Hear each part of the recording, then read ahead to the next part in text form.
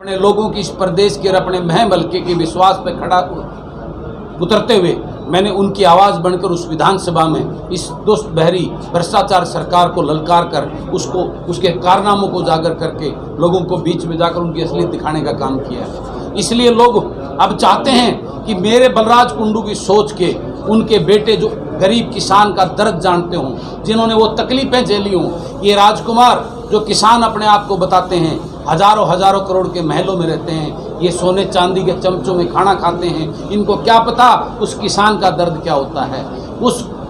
बेरोजगार का दर्द क्या होता है, जो एक कलरक और सिपाही की भर्ती के लिए कितनी मेहनत कितने चक्कर काटता है। इन राजकुमारों को सिर्फ भाषण देना जानते हैं। कल तक जो वो फोटो सेशन करवा रहे थे उन बेटियों से, अब वो उनके जब वो मेडल बहाने गंगा में गई तो वो कहाँ थे, वो राजकुमारों के साथ खड़े नजर नहीं आए। ये राजनीति करने की उनकी असलियत सामने है, इसको लोग पहचान चुके और जान चुके हैं। और आज लोग मुंह उठाए एक आस के साथ इस प्रदेश में एक नए विकल्प के बारे में उम्मीद करे हुए हैं। हम ऐसे लोगों का इकट्ठा करके बलराज कुंडू जो जनता के सेवक हों, जनता के अपने बेटे हों, गरीब किसान मजदूर के दर्द को समझने वाले हों, ऐसे एक संगठन को खड़ा करके इस प्रदेश को एक विकल्प देने का काम किए। लोगों से विश्वासघात और इनके साथ धोखा करने का काम किया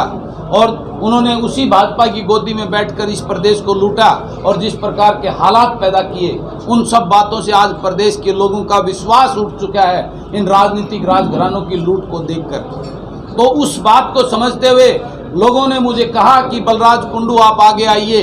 इस प्रदेश को बचाने के लिए, इस युवा प्रदेश के युवा का भविष्य जो आज अंधकार में है, नशे की वजह से, अपराध की वजह से, उन बच्चों को बचाने के लिए, उनका भविष्य बचाने के लिए मैंने ये कदम उठाया है। और इस प्रदेश में व्यवस्था परिवर्तन की लड़ाई लड़ते हुए जन सेवक मंच का आज ये कार्यालय, और हमने अपनी पार्टी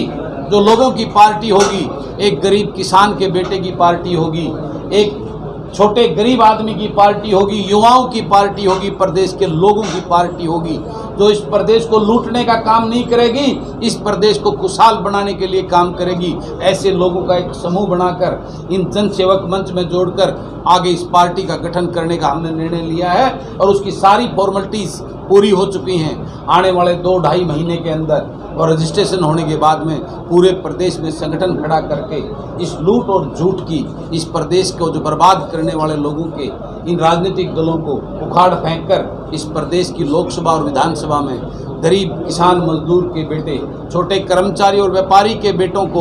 उनका प्रतिनिधि और वकील बनाकर विधानसभा और लोकसभा में भेजने का काम करेंगे। इस उद्देश्य को लेकर उस मुहिम को आगे बढ़ाते हुए यह जींद के कार्यालय का, वहाँ के लोग परेशान हो चुके हैं। मैं हैरान था, उस उचाना में मैं कई गाँव में गया, मैंने एक गरीब माता के पैर छुए। वो गरीब माता, मैंने 4 बार बोलने के बाद भी मेरा सिर पुचकारने की हिम्मत नहीं जुटा पा रही थी। कितना बड़ा गैप उन गरीबों के साथ इन राजकुमारों, इन राजाओं ने कहे, मुझे देख के हैरानी हुई। मैं वहाँ एक बुजुर्ग के पैर छू रहा था, मैंने कहा ताऊ पुचकार दे, ताई पुचकार दे। उनके हाथ कांपते हुए मेरे सिर पर 4 बार बोलने गए। यानी कितना बड़ा राजाशाही गैप है। वो आज भी कीड़े मकोड़े समझते हैं उस गरीब को, उस गांव के ग्रामीण अंचल को। इस गैप को ख़त्म करके उन लोगों को उनका हक दिलाने का काम करेगा बलराज कुंडू। और इन राजघरानों की ये बहुत हो चुका है, ये रॉयल्टी देवलाल के नाम की रॉयल्टी, चौधरी छोटूराम के नाम की रॉयल्टी, या और राजघरानों की रॉयल्टी, और ये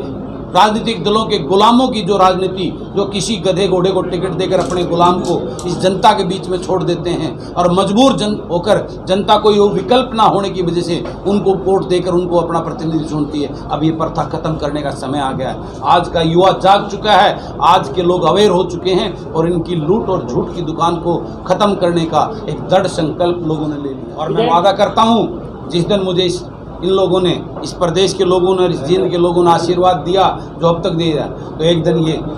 हरियाणा प्रदेश का सबसे खुशहाल और सुंदर शहर इसको बनाकर इस प्रदेश की राजधानी बनाने का काम करेंगे। और राजकुमारों की तरह नहीं, जिन्होंने सिर्फ वोट लेने के लिए इस प्रकार के झूठे वादे और झूठे लुभावने सपने इस जींद के लोगों को दिखाए। मैं करनी और कथनी में विश्वास रखता हूँ। आप सबको आज इस पवित्र दिन, आज मेरे ऑफिस का उद्घाटन है, आपसे वादा करता हूँ जिस दिन मुझे इस प्रकार का मौका इस प्रदेश के जींद के लोगों के आशीर्वाद से मिला, उस दिन इस करनी को सत्य साबित करके दिखा। लेकिन ये भ्रांति, क्योंकि कोई आम गरीब किसान का, मजदूर का बेटा, किसी फौजी का बेटा आगे ना बढ़ जाए, ये राजघरानों के द्वारा फैलाई जाने वाली इस प्रकार की भ्रांतियां अब लोगों को गुमराह नहीं करेंगी। बलराज कुंडू ने 9 साल परीक्षा दी है और 1 साल और परीक्षा देगा और उस परीक्षा में मेरिट पे पास करेंगे प्रदेश के लोग मुझे, क्योंकि मेरी जो करनी और कथनी वो सब लोगों ने देखी है। पिछले 4 साल के दौरान मैं ना झुका और ना डरा। और भी कई विधायक जो इस आंदोलन के दौरान